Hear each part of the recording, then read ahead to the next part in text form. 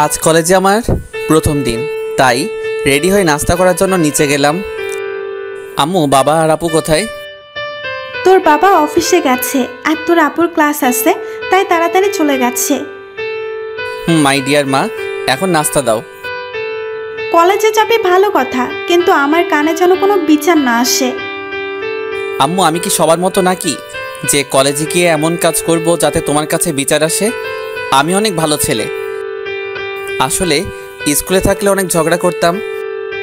বক বক না করে তাড়াতাড়ি নাস্তা করে আমাকে উদ্ধার কর। তারপর নাস্তা করে আম্মুকে বিদায় দিয়ে চলে আসলাম বাহিরে।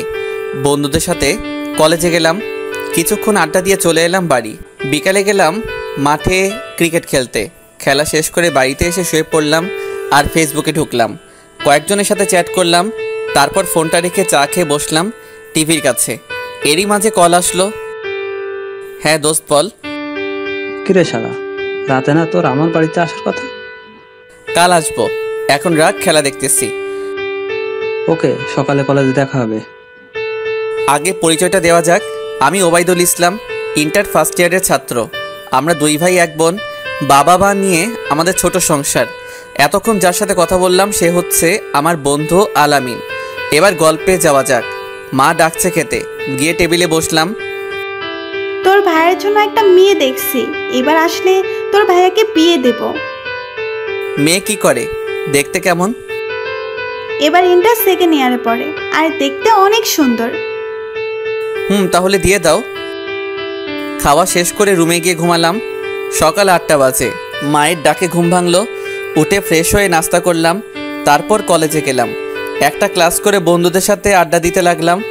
2টার দিকে বাসায় আসলাম, গোসল করে খেয়ে ঘুমালাম। এভাবেই দেখতে দেখতে পার হলো 6-7 মাস। সামনে আমাদের পরীক্ষা, তাই বন্ধুরা হোস্টেলে থাকার সিদ্ধান্ত নিল। তাই আমিও বাড়িতে জানিয়ে চলে এলাম হোস্টেলে। এখানে এসে পড়াশোনা বেশ ভালোই চলছিল। কলেজ ক্যাম্পাসে বসে আছি কয়েকজন, তখন একটা মেয়ে এসে আমাদের সাথে বন্ধুত্ব করতে চাইল। হাই, আমি উর্মি। হাই, আমি আলামিন। আমি আরমান। আমি ওবায়দুল ইসলাম। আমি তোমাদের সাথে বন্ধুত্ব করতে চাই। বসেন। সবার সাথে বেশ ভালোই পরিচিত হলো। কিছুক্ষণ আড্ডা দিয়ে হোস্টেলে চলে এলাম। শুয়ে বিশ্রাম নিচ্ছি। আলামিন, আরাফাত ওরাও আছে পাশে। বিকালে কলেজে মাঠে খেলাধুলা করে সন্ধ্যায় হোস্টেলে ফিরে এলাম। সামনে আমাদের পরীক্ষা 3 মাস পর। আমাদের পরীক্ষা ভালোভাবে সম্পন্ন হলো। বাড়ি থেকে ফোন আসলো। কেমন আছো আম্মু? ভালো, তুই কেমন আছিস? ভালো। তোর ভাই কালকে আসতেছে বাড়ি, তুইও চলে আয়। বিয়েটা কবে হবে মা? অনেকদিন বিয়ে দেখি না। 7 থেকে 5 দিনের ভেতরেই হবে। দিন তারিখ ঠিক হলে জানিও, তারপর আসবো।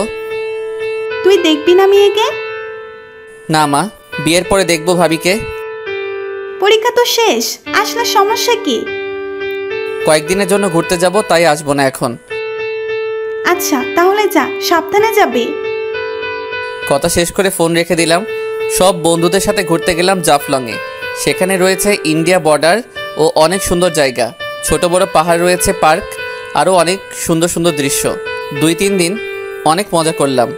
আজ সবাই ঢাকা ফিরে যাচ্ছি। হোস্টেলে এসে পৌঁছালাম। রাতে মা কল দিয়ে বাড়িতে যেতে বলল। মানে আমার জন্মস্থানে আমাদের গ্রামের বাড়ি। কাল ভাইয়ার বিয়ে ঠিক করছে, তাই আমি রাতেই রওনা হলাম বাড়ির উদ্দেশ্যে। পরের দিন সকাল 11টার দিকে বাসায় আসলাম। এসে শুনলাম ভাইয়া নাকি মেয়েটাকে দেখেনি। আর অনেক কথা হলো ভাইয়ার সাথে। আসলে অনেক দিন পরে দেখা হলো তো। বাবা কিছু টাকা দিল। 2টার দিকে মার্কেটে গিয়ে কিছু কেনাকাটা করলাম। সন্ধ্যায় যাবে ভাবিকে আনতে। আসলে বিয়ে তেমন ধুমধাম করে হচ্ছে না। 20-25 জন লোক যাবে, বিয়ে পড়িয়ে নিয়ে আসবে। সবাই অনেক খুশি। সন্ধ্যার সময় বাবা ভাইয়াকে কল দিল, কিন্তু ফোন বন্ধ। অনেক খোঁজাখুঁজির পরও ভাইয়াকে পেলাম না কোথাও। ওদিকে মেয়ের বাড়ি থেকে ফোন আসলো। বাবা বলল আমরা আসতেছি। এদিকে সবাই ভাইয়াকে খুঁজেই চলেছি। মাগরিবের আজান দিছে। বাবা মায়ের সাথে ভেতরে গিয়ে কি যেন কথা বলছে। তারপর আবার মেয়ের বাবাকে কল করে কি নিয়ে যেন কথা বলতেছে। আমি ভাইয়াকে ফোন করতেছি, কিন্তু পাচ্ছি না। তখনই বাবা ভিতর থেকে এসে যা বলল, ওবায়দুল, জামা কাপড় চেঞ্জ করে এই পোশাকগুলো পরে এসো। কি বলছেন? আমি কেন পরবো? যা বলছি তাই করো। আসলে আমি বাবাকে খুব ভয় পাই, তাই আর কথা বাড়ালাম না। ভিতরে গিয়ে, বাবা এসব কি বলছে, তুমি কিছু বলো না কেন? আমি কি বলবো? তোর বাবা যা ভালো মনে করে তাই কর। আমার তো এখনো বিয়ের বয়স হয়নি, তাছাড়া আমি বিয়ে করে খাওয়াবো কি বউকে? তোমার খাওয়াতে হবে না, আমি সব দেখবো। তাড়াতাড়ি সব পরে আয়। কি আর করার, ভিতরে সব কিছু পরে বের হলাম। আমাকে নিয়ে সবাই রওনা হলো। ঘন্টা খানেক পরে পৌঁছলাম বিয়ে বাড়ি। যেখানে ভাইয়ার আসার কথা সেখানে আমি আসছি। হায়রে কপাল, যে মেয়েকে কখনো দেখিনি, আরও সে নাকি আমার বড়, তাকে বিয়ে করতে চলে আসলাম। ভাবতেই কেমন লাগছে। যাই হোক, কিছুক্ষণ পরে কাজী এসে বিয়ে পড়ালো। সব নিয়ম মেনে বিয়েটা হয়ে গেল। এবার তো কানে বিদায়ের পালা। সে কি কান্না শুরু করছে মেয়েটা! আমার তো মেজাজটা খারাপ হয়ে যাচ্ছে। গাড়িতে উঠলাম, আমার পাশে আমার বিয়ে করা বউ উঠলো। কান্না করেই চলছে। গাড়ি চললো তার আপন গতিতে।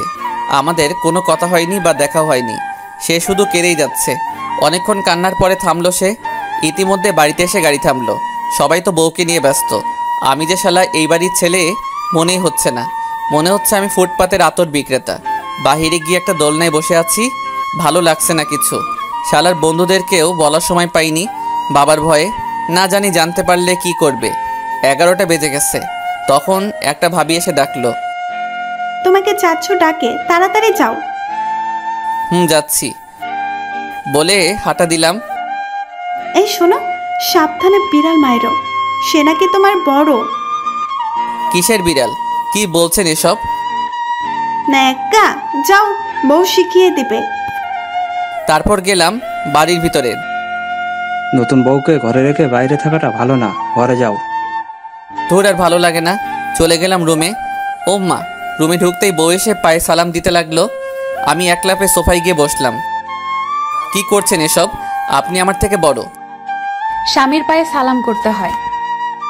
থাক, আমাকে করতে হবে না। ওকে, করলাম না। এখন বলেন আমাকে কেমন লাগছে আপনার?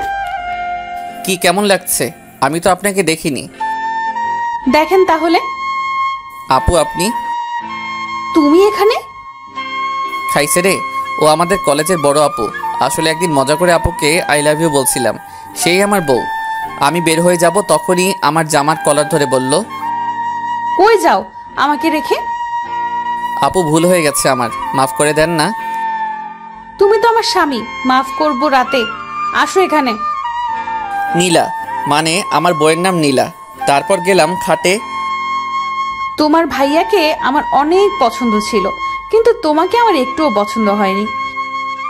ও, তা বিয়ে করলেন কেন? আর আমি তো আপনার ছোট। কি আর করব, বাবা জোর করলো আর তোমার বাবাও জোর করলো, তাই করতে হলো। আচ্ছা, রাত অনেক হয়েছে, এখন ঘুমান। আমিও ঘুমাবো। ঘুমাও। আমি নিচে ঘুমাবো, আপনি এখানে ঘুমান। না, এখানেই ঘুমাও। সরি আপু, আমি বড়দের সাথে ঘুমাই না। তোকে বলছি না ঘুমাতে, আবার না না করছিস কেন? আর আপুকে কে রে? আমি তোর বিয়ে করা বউ। আপনি আমাকে তুই করে বলছেন? বলছি চুপচাপ ঘুমা এখানে, না হলে তোর খবর আছে। কি আর করা, রাক্ষসী একটা পেতনি, একটা ডাইনি একটা, মনে মনে বললাম। ঘুমালাম পাশে। ওই কিভাবে ঘুমাইছো? কেন, আমি যেভাবে ঘুমাই আপনার কি? আমাকে জড়িয়ে ধরে ঘুমাও। পারবো না। তোমার পারতে হবে না। বলেই আমার বুকে নিজে এসে জড়িয়ে থাকলো। কি করছেন এসব? লজ্জা করেন আপনার? আমার মতো একটা বাচ্চা ছেলের সাথে এরকম করছেন? তুমি বাচ্চা ছেলে, তুমি আমার বিয়ে করা বর, তো তাই যা ইচ্ছে করতে পারি, জানো না? আমি উঠে যেতে লাগলাম, কিন্তু হঠাৎ করে শব্দ হলো, কিন্তু আমার মুখে নীলা ঠাস করে একটা চড় মারল। উফ, এত জোরে কেউ একটা বাচ্চার গায়ে হাত তোলে? বাবু তোমার লাগছে? দেখি কই লাগছে। ধুর, আপনি থাকেন এখানে। কই যাও বলে আমার উপরে উঠে গেল। তোমার মুখে লাগছে তাই না? আপনি এসব কি করছেন? আদর করছি আমার বরকে। লাগবে না, আমি চলে যাব। যাও, এবার দেখি কিভাবে যাও। আপনার মতো একটা হাতি আমার উপরে উঠলে যাব কি করে? নামেন। কি আমি হাতি? না, জলহস্তি, বড় হাতি।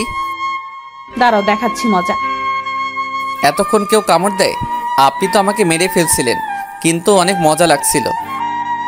তাই এতক্ষণ তো বলেছিলে মেরে ফেলেছিলাম। আমার তো নিঃশ্বাস বন্ধ হয়ে যাচ্ছিল। আর একটা দিব?